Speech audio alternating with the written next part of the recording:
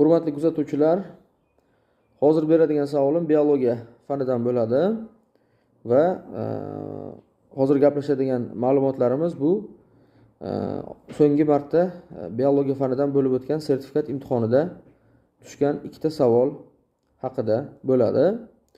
Demak, biologiyadan sertifikat imtihonlari mana shu hafta shanba, yakshanba kunlari 15-16 mart kunlari o'tkazildi.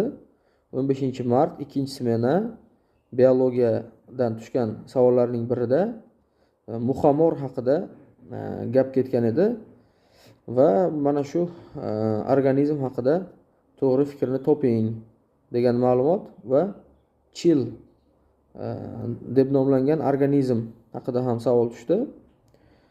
Demak, savol muhamor va chil bular qanday sistematik o'rinlarga ega?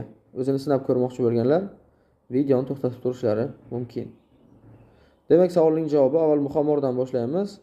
Muhamor bu 5-sinf biologiya darsligida berilgan zaharli zamburug' hisoblanadi.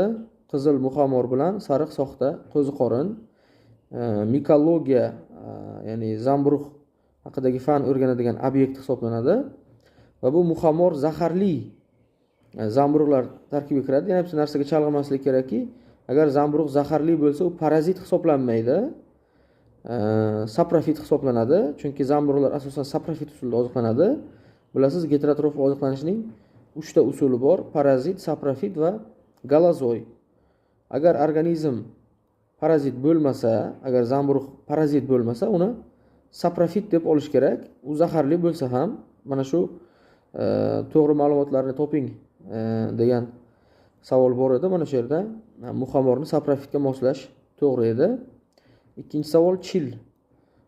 Chil bu nima? Chil bu qushlar sinfi vakili, tovuqsimonlar turkumini qirg'ovullar oilasiga kiradigan qush hisoblanadi.